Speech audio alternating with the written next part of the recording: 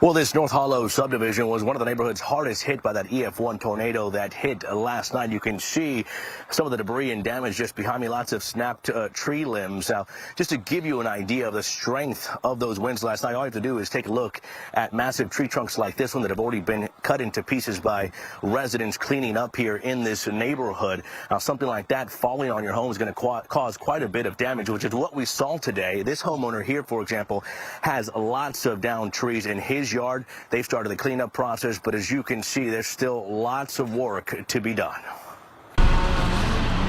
The damage was widespread, most of it a result of strong winds. The EF1 tornado that hit this area not only uprooted some trees, it snapped others in half and sent them crashing onto homes.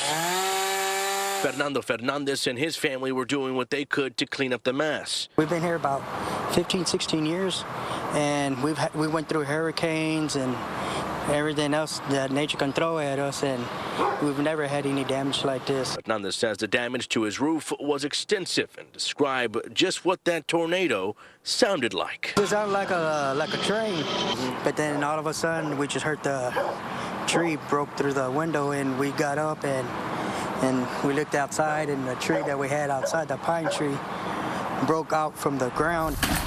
Alona Jones had 2 trees fall on part of her home. It was so loud. It was so scary. My daughter was like, "Oh, Mom, I'm scared." And then the lights were out on top of that. Just a few minutes away in Kingwood, we saw much of the same. Some of the homes hard to see because of all the debris. Among it, although, there was Bill Shockley.